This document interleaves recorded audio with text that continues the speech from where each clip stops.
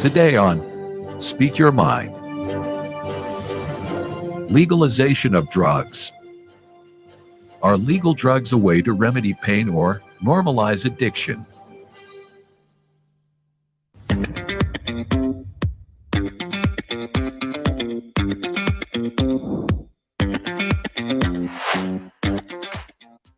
CBC released a collection of stories earlier this year about the decriminalization of drugs in British Columbia. BIDE is a pilot project that could be adopted in other provinces.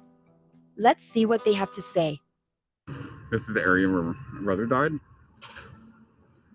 He was smoking crack. He smoked it and then just was found like an hour later. Collie Sedgemore's brother died from contaminated drugs. And ever since, Collie has been working to stop the overdose crisis. This is how personal the fight is for you. Yeah, well, it's not just my brother, it's also the other people that I've lost too. It's the amount of loss that we're dealing with in this crisis. And it just seems to be getting worse. Here in BC, almost 7 people a day die of overdose. That's almost 10,000 people in the last 6 years. So the government here is about to try something that's never been tried across the country. They're going to decriminalize small amounts of some illicit drugs, like heroin, like cocaine. In a conference also covered by CBC, Dr. Paxton Batch, Sheila Malcolmson, and Lisa Lapointe gave their statements on the matter. Every year more people have died. To me, clearly that means we are failing. We are swimming against a rising tide of need. And so we are determined to do more. BC has experienced an average of 6 deaths every day of every week for 2 years due to toxic drugs. And these deaths were preventable. On another occasion, Exile, a drug addict, talks about her accidental overdose experience. An accidental overdose happened to Exile, as she calls herself, a few months ago. She didn't know her heroin contained fentanyl. They took 2 shots of Narcan to bring me back.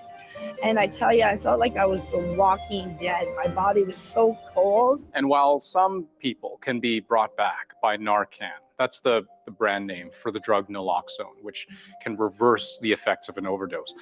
For others, that life-saving shot comes too late. For 2 years, starting in 2015, the number of deaths in BC due to drug overdoses rose a lot. And more, fentanyl was the big reason. And it wasn't just in BC. In 2016, Public Health Canada noticed that fentanyl was contributing to a rise in deaths across the country. Jennifer Whiteside, BC Minister of Health, gives her own statement in a conference. Decriminalizing people who use drugs is a critical step in tackling the toxic drug crisis. It will help break down stigma, the fear and shame around substance use that prevents so many people from reaching out for life-saving supports. Because substance use is a public health matter, not a criminal justice one. Chief Mike from Abbotsford Police Department expressed his opinion on the decriminalization of drugs in BC. This model that we're moving towards is destigmatizing that drug use so they don't fear, a police officer's interaction, but hopefully we can direct a person to help and support.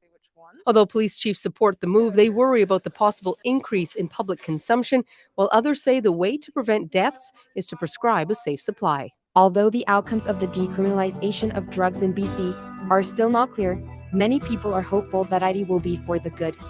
Let's wait and see.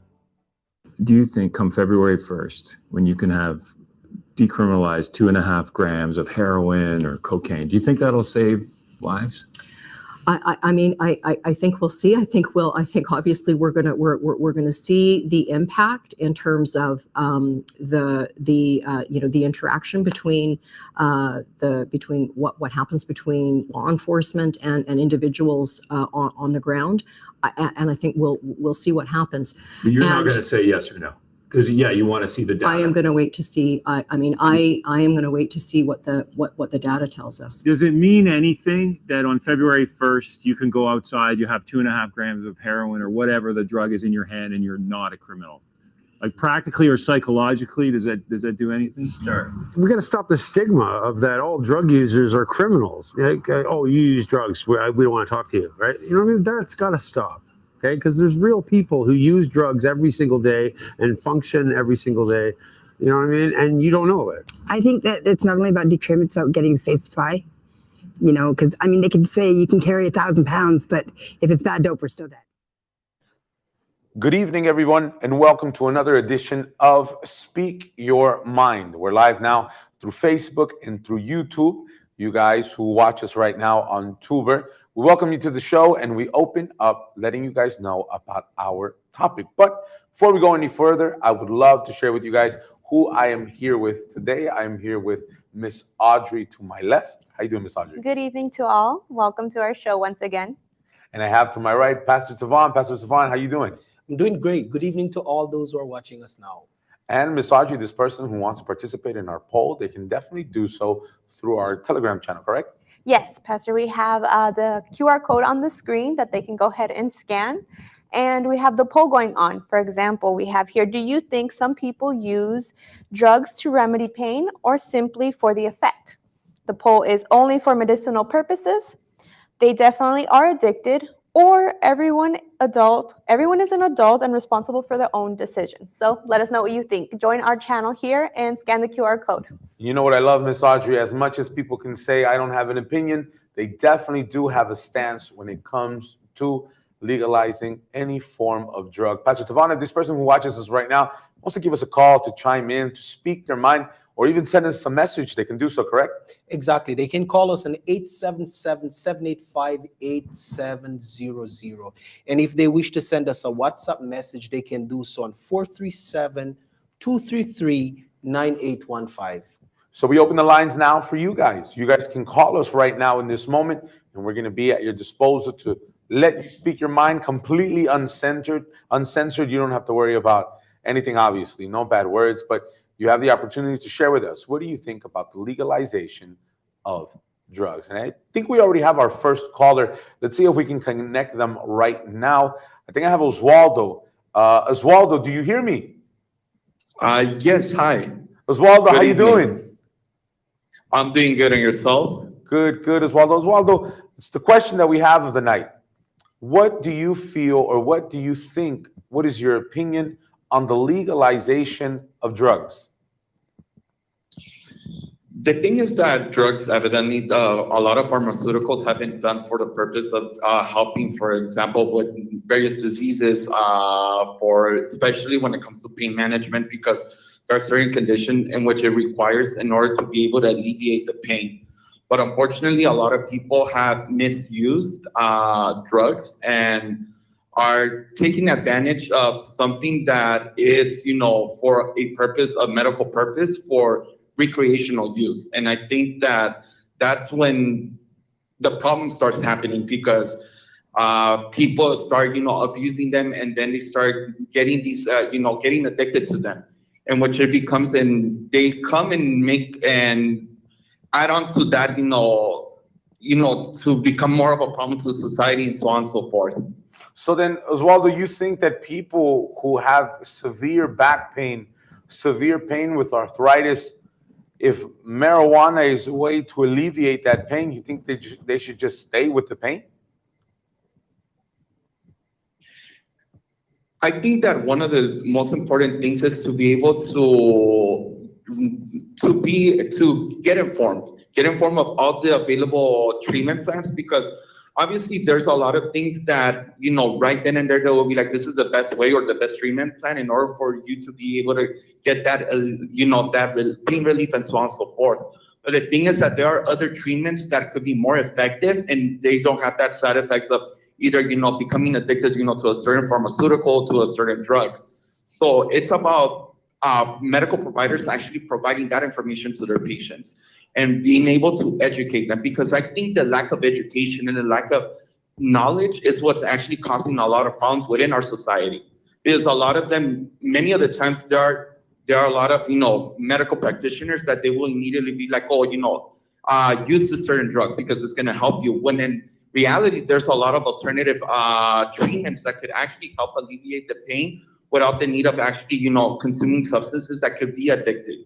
Now, Oswaldo, for those who don't know, you work with medicine, you work with patients also. Have you ever had a case like this where somebody asks you about it, or somebody tells you about what they've been doing to relieve pain? Yes, fortunately, there was actually a patient that I had that he was addicted to a certain medication. And although he, it's something that has a pseudo effect that they think like, no, I need it because, I feel pain. When in reality, the fact he was taking that medication even when he didn't have the pain. Unfortunately, he ended up in an accident. He did get a DUI here in the United States and California specifically. And he's actually right now going through trial to see whether he's going to do time in prison or to see what the end result will be. So unfortunately, that is definitely something that has been happening a lot within society, and it's increasing, in an exponential way. Oswaldo, thank you so much for sharing your insight and speaking your mind. Have a good night, okay? Thank you so much. I appreciate it. God bless you so much. Miss Audrey, you see how crazy it is, no? Oswaldo has a firm stance that medicinal marijuana or drugs isn't just the only alternative, because there are other ways that I can get relief from pain. Do you have any comments with you? Yes, I do actually. We have here Jack that says, I don't see how legalization of marijuana paves the way for decriminalizing narcotics. Weed isn't nearly as detrimental to one's health as narcotics are. Legalizing marijuana and stop there. Pastor Tavan, are we getting any comments? Yeah, we already have a comment here. Matt says drug use is a public issue, not a law enforcement issue. So that's what Matt had to say.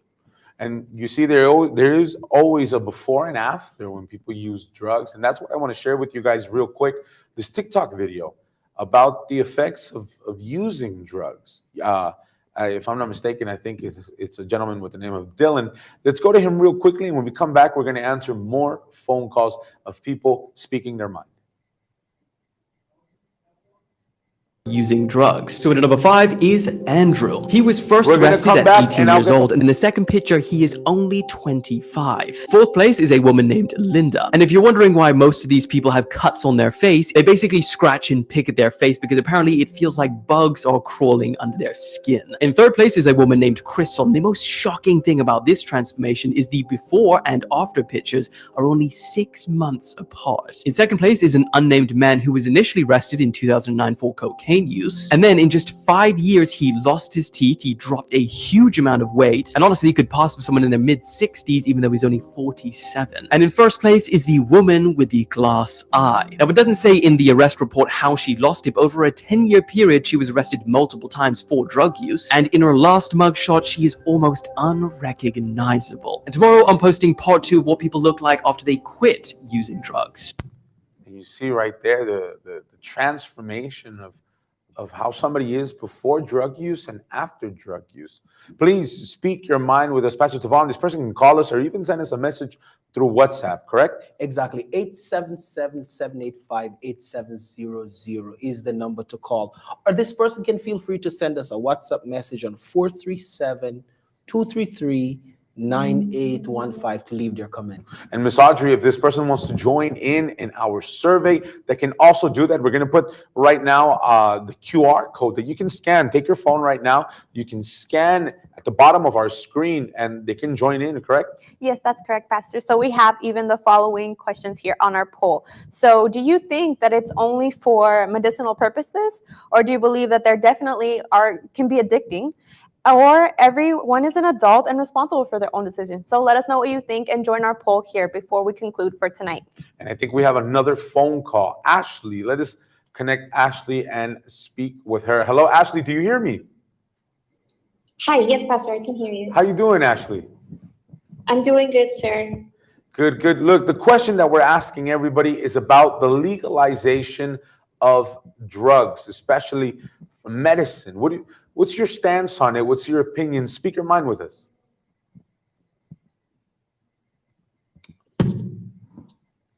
Hello? Yes, Pastor. Yes. Yes. So, by legalization, you mean?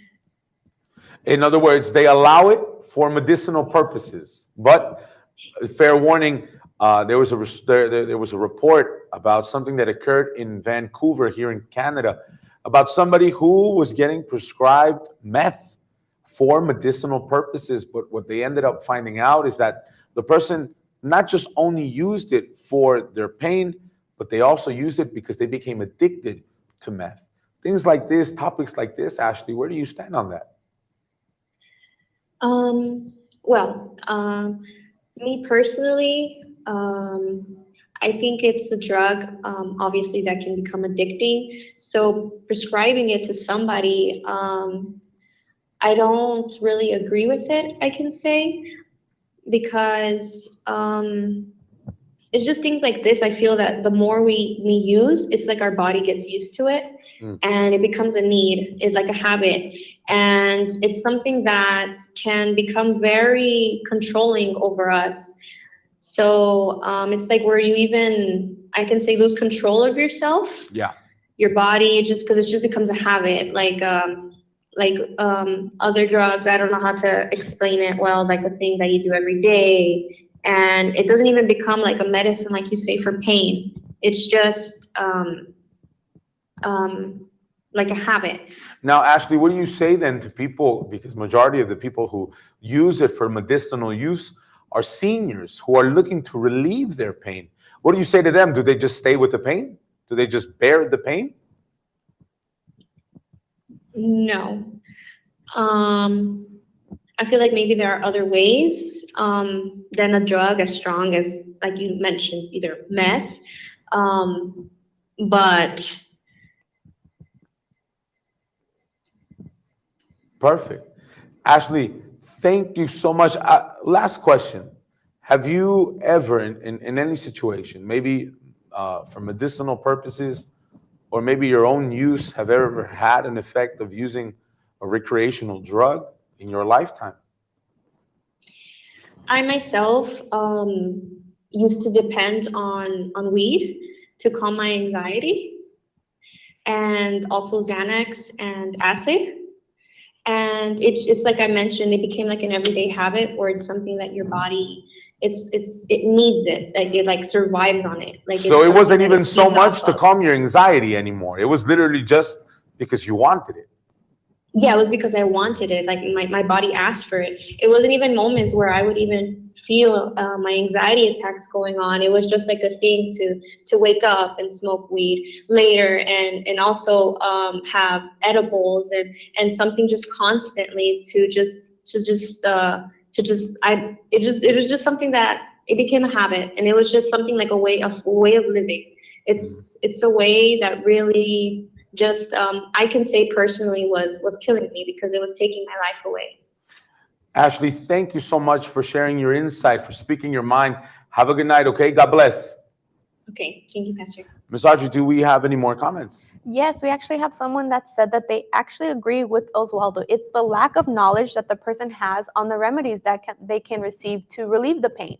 So this person said that, the more that you consume drugs, the more that you'll get addicted and eventually go to something more extreme. Pastor Tavon, what's your insight on this? We see many things that are going on in the news, but how do you take stuff like this? Well, I think if people read the details of the drug they receive, they would understand that for everything there's a side effect.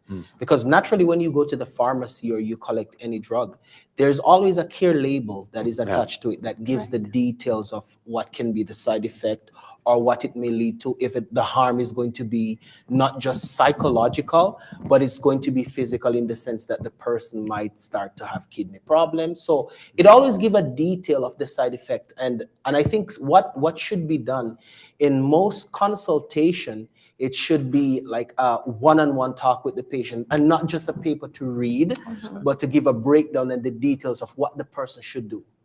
Exactly. And if you want to sound off, you can definitely do so through WhatsApp 437-233-9815, or our number that is going to appear on the screen. I want to show you guys another video. Let's take a quick break. I want you to pay attention, and we'll be right back. Come to me as an addict and you say, I got such and such, and I ask you, what does it do for you? And you say it numbs the pain. Then my question is, where did you develop the pain? What happened? And then we have an inquiry. Physicians don't understand this. They keep dealing with the effects, which is the addiction, and the behaviors, which are the effects of the addiction, but not the cause, which is the childhood distress. And just like Pastor Tavan was saying, you should always be careful. Miss Audrey, your thoughts on this, on the legalization, on how people carry themselves to, in reality, somebody looking for a way out, somebody looking for relief, I don't consider them a bad person. I consider them a person who's desperate to find a solution. Exactly, because as we know that they are going to these certain extremes because their pain is real. And so not acknowledging their pain would be something like we can care less for the actual person, right? So it's understandable, that they have to go to these extremes. But like we said, there's always a different way. So in order to get themselves more educated, to do the research, to find other means necessary, because as we know, these drugs can eventually lead to death. So I think it's very necessary to be aware and cautious and find other ways, other means to relieve this pain. You can keep calling us right now, or this person can join. You can join our Telegram chat. That's where we put our poll every single day. Miss Audrey, we have the poll, right? Do you have the question there that we're asking? We have the poll here. And as we said, do you think some people use drugs to remedy pain or simply for the effect? As the following goes, the polls you can choose from only for medicinal purposes, they definitely are addicting, or everyone is adult and responsible for their own decisions. So let us know. Join our poll before we can close for today's show. So let us know what you think. We have Melanie on the line. Let us see if she can hear us. Miss Melanie, do you hear us? Yes, hello, Pastor. How you doing, Miss? I'm doing well, Pastor. Miss, we're asking everybody the following question. Where or what is your stance on the legalization of drugs? My opinion is I think that human beings have showed that we have a lack of self-control. I think that's why all the laws just preventing us from abusing it. But now that they're legalizing it, I think it's just showing that the government doesn't really care about the population. I think it's more caring that, for example, if they give out more fines, then the government makes more money. And I think that's like the main strategy, because we have shown that we have a huge lack of self-control. I mean the human population. So then, Melanie, what would you say to that group of people that are very true and they say to themselves, I've tried to do so many alternative medicine, and the one that works for me, for example, is medicinal marijuana to relieve pain, to relieve aches, to relieve anxiety. As the caller had said, they used to smoke to relieve anxiety. What do you say to that group? Should that group just stay suffering? I think that all comes from the people who are administering it, the people who are making it available. They know what humans have tolerance for, and I think that information needs to be shared with them rather than the person who's at pain. Of course, they're just thinking about, I want the pain to go away. But the person, I believe the person that knows better should do better. So I think that stays with the medical professionals, the government, the people who know what could be the end effect, and also look at the stats, right? I think drunk driving is one of the biggest charges, and that's why I say, I think it's more of a money-making business rather than we care about humans and we want. It's really interesting what you said, because you said that people should basically make a smarter choice. No, we know marijuana can lead to other drugs. So basically, the person should make a smarter choice in looking for a solution, correct? Yes, and also the people who are providing them. Because I think sometimes, I think Pastor was just mentioned, you need to read the label, but if I'm the one who's giving out the drug, if I'm the one who's selling the drug, I need to be clear with the people who are coming to purchase it, right? If you have a business, you're the one that's providing the service, you need to kind of let them know, okay, these are the effects, this is what could happen, and I think then the people will be able to make a more informed decision.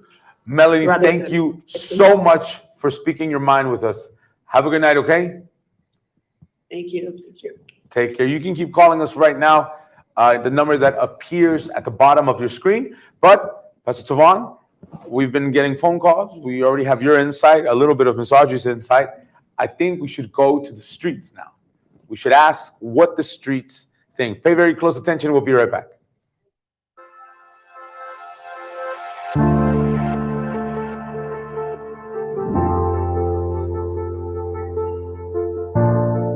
I was looking at like ways they can help like people struggling with like back pain, even Parkinson's disease. And I think from a university in Colorado, like 9 out of 10 people said that the use of medicinal marijuana helped their back pain. 8 out of 10 people said it works better than like your typical like medications like Tylenol, like all the pain relieving medications as well. So overall, I think, yeah, medicinal marijuana, I believe, is generally a good thing for our community. Oh, my stance is that adults should be free to do whatever they want to do. It's their choice as long as they're not affecting other people. I roll out of bed. My job is to sell weed to happy people. And I love that stuff. You know, like how can that be a bad thing?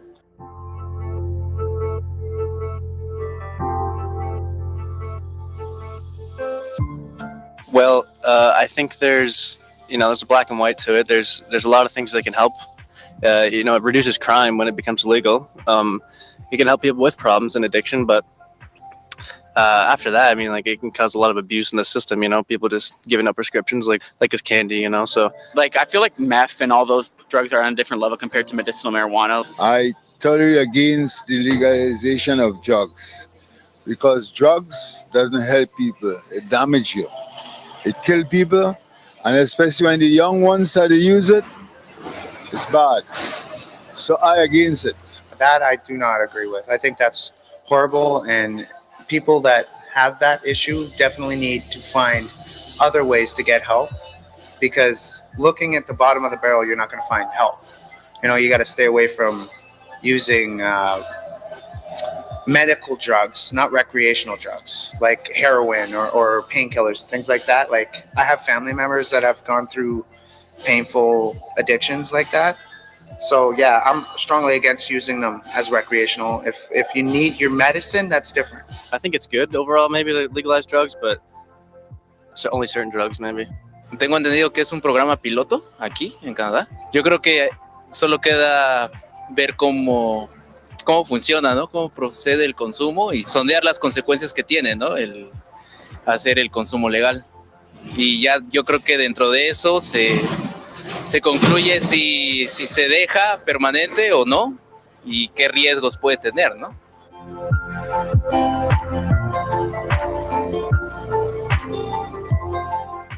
And you see, Pastor Tavon, how it's pretty much divided.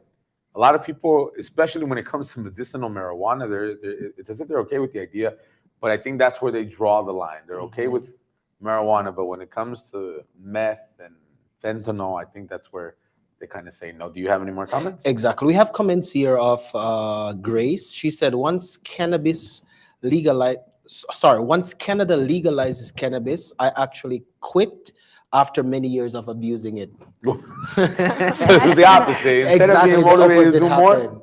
Audrey, do you have any more? I do. Actually, it's funny that I saw this comment that they said like this.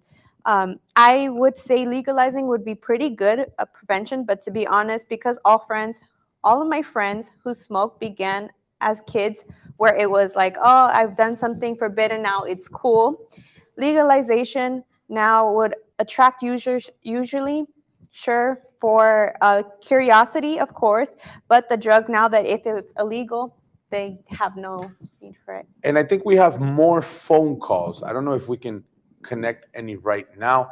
You can call us or you can send us a message, 877-785-8700, or through WhatsApp, you can send us a message, 437-233-9815. Can we connect the phone call? Hello? Hello, yes. Hi, Chrisania, do you hear me? Yes, I can hear you, Pastor. Perfect. Chrisania, can you let us know your opinion? Speak your mind on this topic, the legalization of drugs.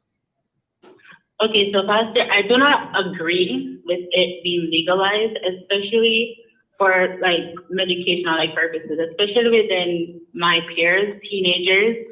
Like they would go to like a doctor or like a therapist and they would mention that they have a mental health issue, and immediately without even giving like that young impressionable mind any other alternative options to help them, they right away just prescribe drugs. And especially when you do that to like a young person, someone's mind that's still developing, that's still very impressionable, I think it can cause more harm than good. And I speak to teenagers before where they're like, yeah, I'm not addicted. Like I've been prescribed, to smoke marijuana to like help me. But whenever they're away from that marijuana, it's like they're worse off than before when they didn't take any more marijuana whatsoever. So they're like dependent on it. Their bodies just got used to it. So it's alerting for the future generation, because we're going to have kids growing up who think it's normal, no? Using not only medicinal marijuana, but something like meth, and go to that extreme. Crisania, thank you so much for sharing your insight with us, for speaking your mind. Have a good night, okay? Thank you, Yusuf Pastor. Thank you for having me. Thank you, thank you. And you can keep commenting. Ms. Audrey, how is the poll looking? So we have the poll concluded where 4% think only for medicinal purposes, 54% say they definitely are addicted, and 42% everyone is an adult and responsible for their own decisions. How much was that last one? 42%. 40%. I think, Pastor Deval, majority of the people say, well, it's the person's responsibility. But that's where I kind of debate with them. Well, when somebody is addicted, someone's not even using their rational mind. Somebody is out of their mind. They're not sane. Forgive me for being a little brute, but it's as if they're insane, and they're not letting their what rationalizes their mindset go into effect. In reality, they kind of let the desire for drug use come in, no? Yes, and you know, statistic proved in Canada that since the legalization of marijuana, there has been a bigger cry for people who have experienced like mental breakdowns. And doctors have said that there's a rise in people who are experiencing psychosis as a side effect of the use of marijuana. And that actually brings us into our next segment. I want you guys to pay very close attention to this next video, and then when we come back, we're going to be talking with Luca. Pay attention.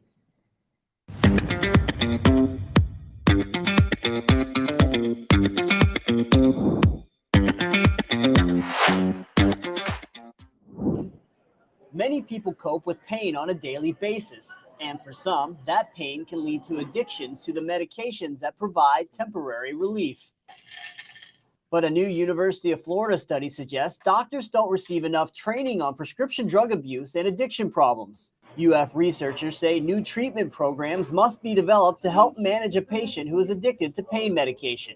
Experts say a team approach involving different medical specialists could provide the key to treating people suffering from chronic pain and addiction. Multidisciplinary approach with addiction, pain, anesthesia, neurology, and psychiatry gives us the best chance to treat the pain syndrome. Experts say pain remains one of the most common reasons people seek medical care. Researchers say people who take pain medications for recent injuries face a real risk of addiction. Oftentimes for people who've had an accident or traumatic injury or some pain syndrome, there is no stop. In that situation, it's very important to periodically evaluate yourself and to ask your physician to evaluate you to see if you still need that medicine. Prescription medication abuse has become the second leading cause of illegal drug abuse in the United States. At the University of Florida, I'm Chris Bilowich. Medication addiction, also known as prescription drug addiction, revolves around the compulsive misuse of medications beyond their intended purpose. It often stems from the pleasurable effects that certain drugs produce, leading individuals to seek more than what their prescriptions dictate. From painkillers to tranquilizers, medications that should bring relief become sources of obsession, exacerbating physical and psychological distress. A core contributor to medication addiction is the misconception of medication safety due to their regulated distribution by healthcare professionals. This often leads individuals to believe that exceeding recommended doses or durations poses little risk. Moreover, the desire for quick relief from discomfort can cloud judgment, further blurring the lines between responsible use and abuse. This raises ethical concerns about patient autonomy and the shared responsibility of both medical practitioners and patients in ensuring appropriate medication use. So today we're going to be talking about prescription drug addiction and how do you know when it's become an addiction? I think the topic is pretty widespread and it hurts my heart to talk about this subject due to helping a lot of clients that were struggling with the prescription drug addiction. So a couple questions for the audience out there. How do you know that it's become an addiction? So the past clients that I've had, clients that have been in horrendous car accidents that were given opiate medication, benzos, to ease the pain from the serious injuries that they suffered, were on these medications for years sometimes. And part of the addiction is the tolerance level with these medications goes up and up and up and up and up. So the doctors keep prescribing and increasing the doses. The sad thing is that when you're on actual prescription medications for a while, you can't distinguish on whether it's the pain of whatever injuries that you suffered, or if it's maybe a slight detox from the prescription medication because the levels aren't high enough for you. So it's been in my experience that we can't, as a treatment facility, as a clinician, really figure that out until those prescription medications are tapered down to a point where we can actually see if there's actual pain going on. With some of these particular clients, they were too scared to come off the prescription medication. So the addiction kept on. They got scared once their dosage got too low on the taper with a treatment facility. Or, good news, is that some clients are in so much pain emotionally, physically, spiritually, that they're willing to do whatever it takes to get off these prescription medications. I know it's a scary thing to talk about, and I know it's a scary thing to think that you might have an addiction problem. However, the good news is that our facilities at beginning treatment centers actually have licensed psychologists, licensed therapists, a great medical doctor that can help taper you down off those prescription drug medications so that we can actually see what kind of pain that you're going through. And then we assess, like let's assess and maybe look at alternative methods like acupuncture, or maybe, going to a chiropractor, or, finding some non-narcotic medications to help you through it. And there is a way out regardless of your stance. And one of the last phone calls that I want to get is with Luca. See if we can connect Luca. Luca, do you hear me? Hi there, Pastor Gio. Hey, how you doing? So the question that we're asking everybody on what do they think about the legalization of drugs? Yes. So are you like asking my opinion now? Yeah. Okay, so I have there's two sides, and I'll go for the good first. So legalized drugs like, marijuana, all that, it could allow for better regulation and control for safer consumption, because when it's legalized, you have to go through processes, and there's just a ton of things, and it's just not under the book and illegal. So it's it could reduce criminal activity for drug trades and all that, and it could just help for tax in general for healthcare and all that. But those are just the little things. But when there's that, it could be increased addiction rates, negative there's just negative what's it called? I don't know how to say it, but it's just bad overall. And I don't think legalized drugs could help people in the long run. And Luca, there was a gentleman that we spoke with earlier today. He said that certain things that the government allows end up being taken advantage of. Do you think in this case, drugs, whether it be marijuana, fentanyl, meth, would take part? Do you think a group of people looking for a solution, do you think they would also take advantage of that?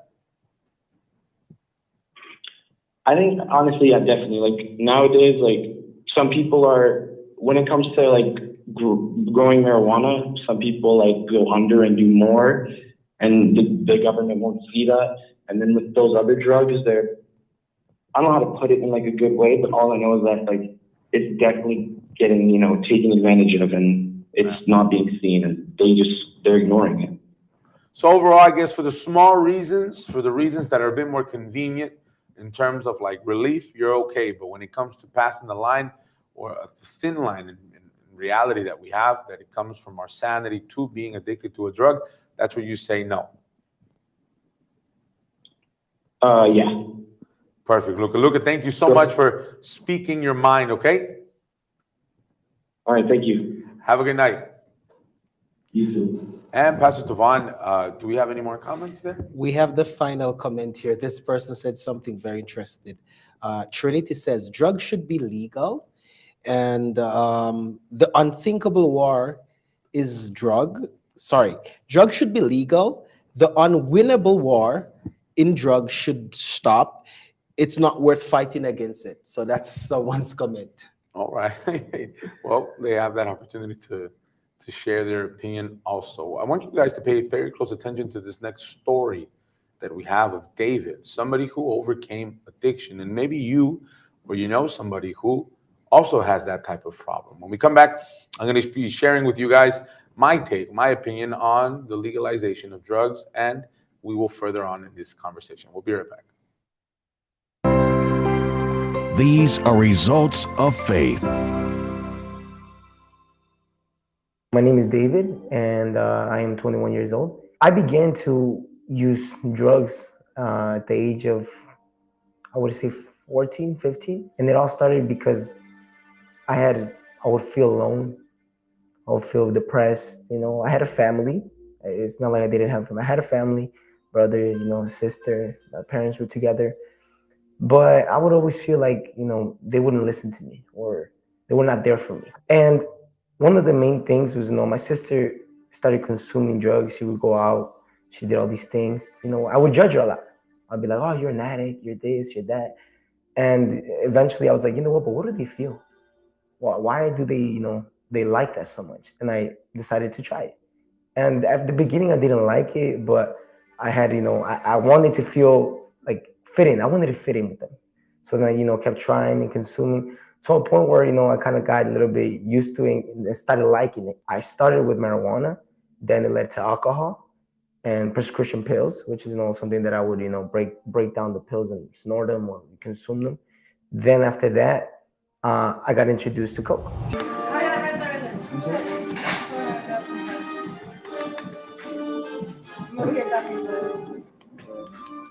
From there on, it was not a one-time thing. It became a habit, like an everyday time thing. And when I was smoking, I would not go to sleep if I didn't smoke. I would not wake up, you know, I would not get out of my bed if I didn't smoke. I wouldn't eat if I didn't smoke.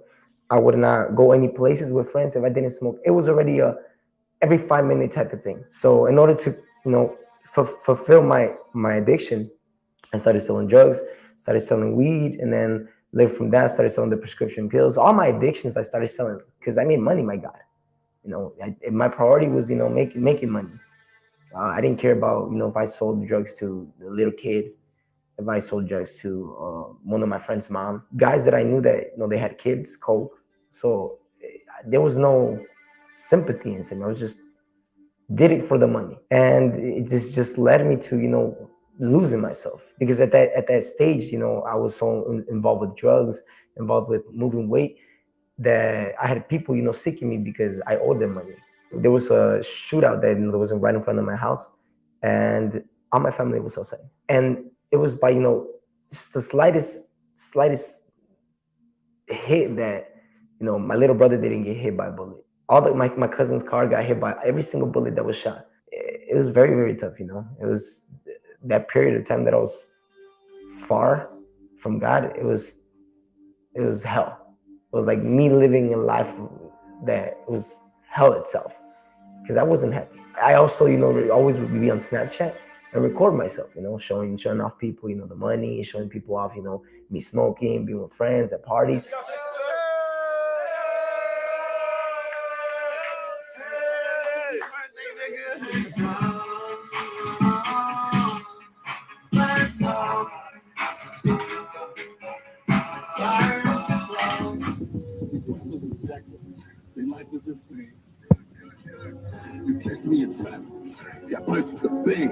But once I was done recording, my life wasn't what I was showing them. I was showing that I was happy, but I wasn't happy. There was days that I would not go to sleep if I didn't drink myself, to sleep, or if I didn't smoke to sleep.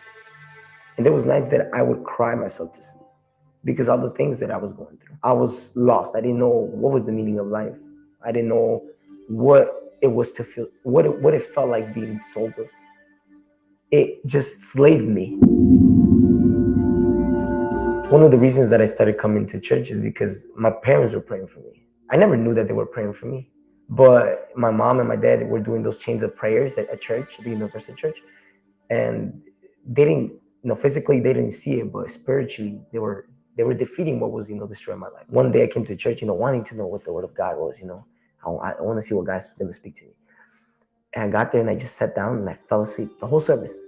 And I left there mad. I just started crying afterwards. We went to go eat with my parents. I left crying because I was like, I don't know why is this happening. Now that I want to get to know His word, I can't.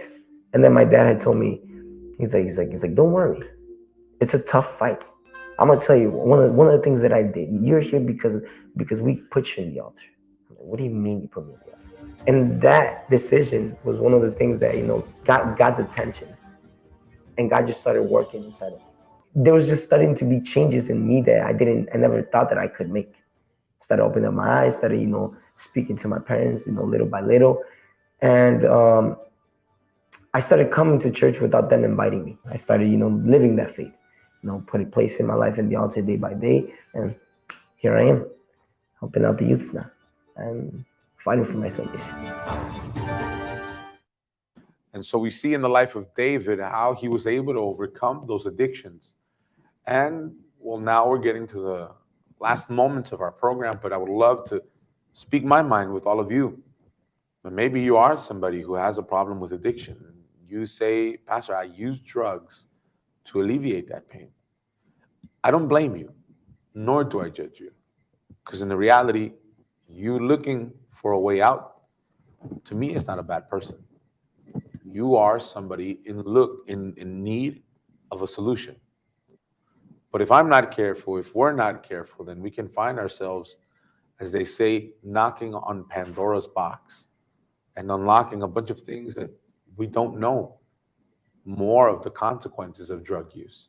But the Bible, it does say this: cast all of your care upon Him, for He cares for you.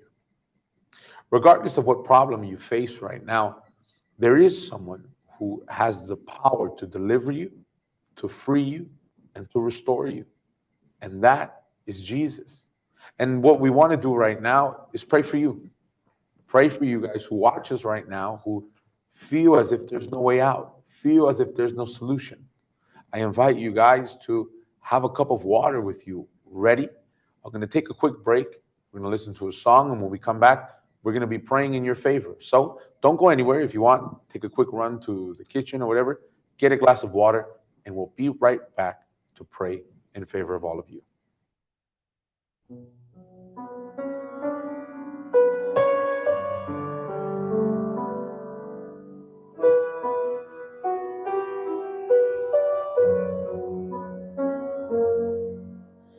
Lift up my eyes to the hills. From where does my help come? My help comes from the Lord, who made heaven and earth. He won't let my foot be moved. He who keeps me is the Lord, the one who keeps Israel will neither slumber nor sleep. The Lord is my keeper. He's the shade on my right hand. He keeps my soul. He protects me from all evil. He keeps my going out and my coming in from now on and forever.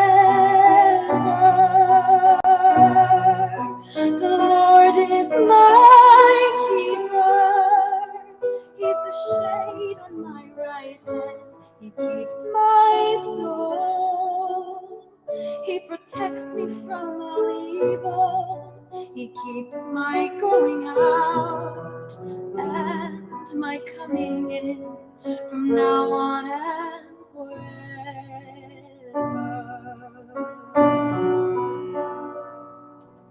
I lift up my eyes to the hill.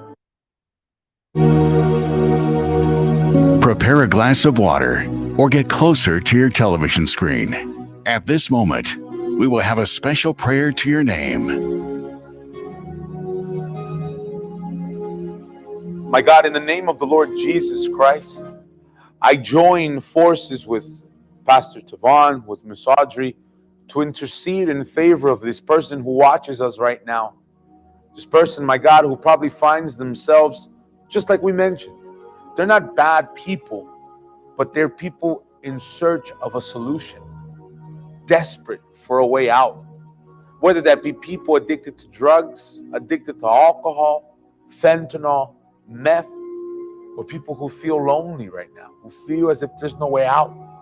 My God, we pray for them, and what we determine is that in Jesus' name, they're set free, free from all the evil, free from all the works that have been dominating in their lives.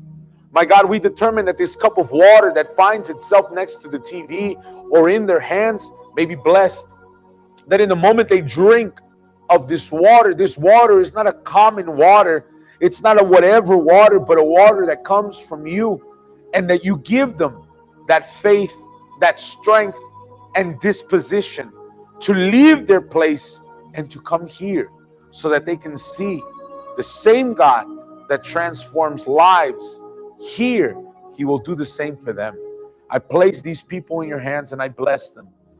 You, me, be free right now in Jesus Christ's name. And if you believe, so then you say, Amen. Amen. We're going to drink of this water. Drink with faith in Jesus' name.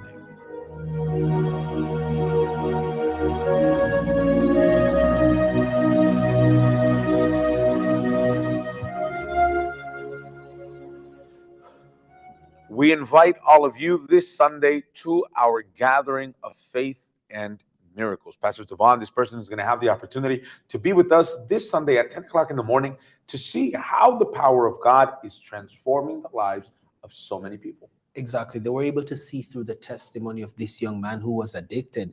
And maybe they are this person that they have knocked many doors. They have tried to seek for solution in many physical things, but all was to no avail. In this gathering of faith and miracle, there's going to be a prayer that is indeed going to bless their lives. And Miss Audrey, this person who says, oh, but I have my children, we have a nursery for them. Yes, a children's class that they're able to participate in. Also for our youth, we have our youth center that is available for everyone as well, that they can take part of. So if you watch us right now and you're in need of help, 2420 Duffering Street, we're going to put if we can put the images on screen, we're on the corner of Bowie Avenue in Duffering, next to Eglinton. You can take the 29 bus or the 929 bus. It's going to leave you right there in front of our temple. Okay? Thank you for giving us the opportunity to be in your home, for watching us. May God bless all of you, and have a good night.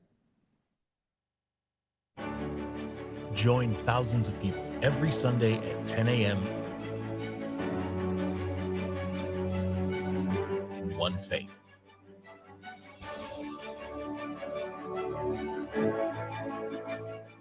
Based on this word, again, I say to you that if two of you agree on earth concerning anything that they ask, it will be done for them by my Father in heaven. Matthew 18:19. Receive the 7 prayers.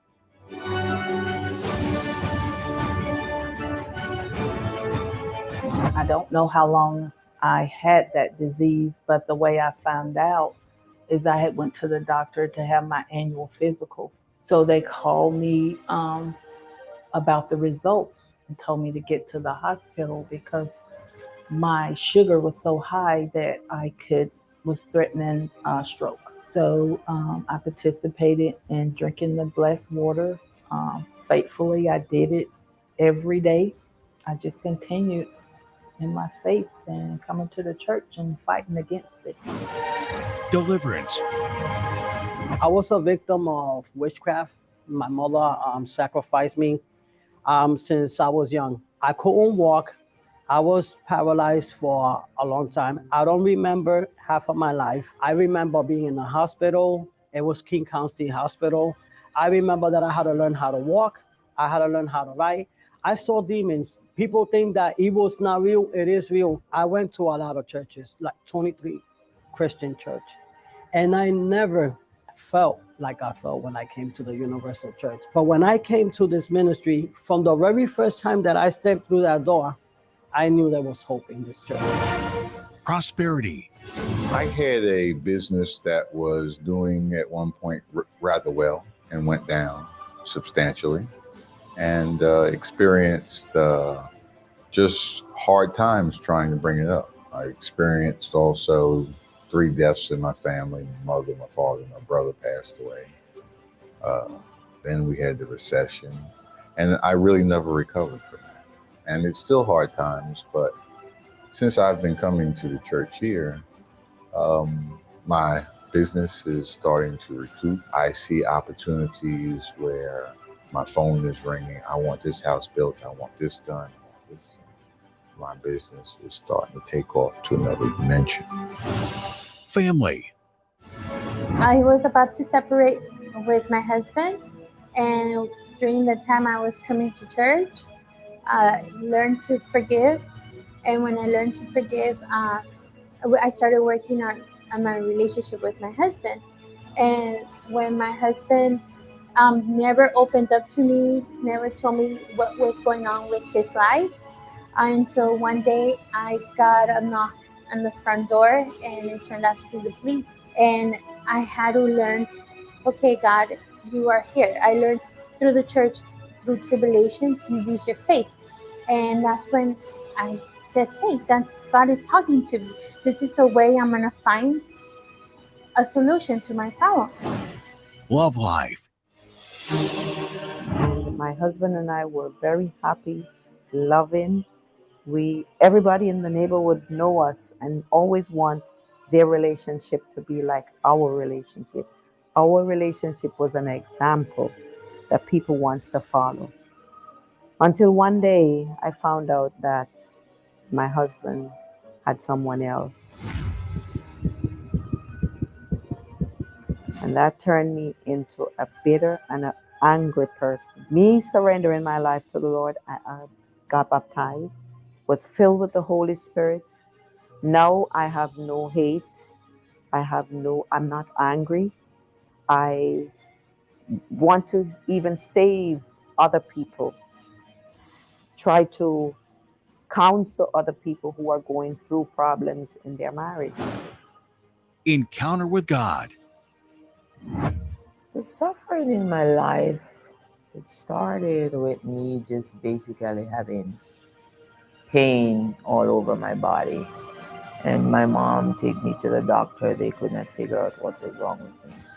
I started having headaches, and the headaches get worse. It would go like from maybe a day, 2 days, 3 days. Then I started to have stomach pain. My whole body was in pain. And I just felt like something, just like a brick drop on my head. And I had that headache. It was so bad. And I was sweating. I felt like I was going to pass out. I wake up one Sunday morning and I'm coming to church, and I'm like, I'm not leaving the church today without giving my life to God. I'm going to baptize today. And I came to church. Service is finished. I got baptized, and I never looked back. Temple of Miracles, 2420 Dufferin Street, Toronto. 2420 Dufferin Street, Toronto. And every university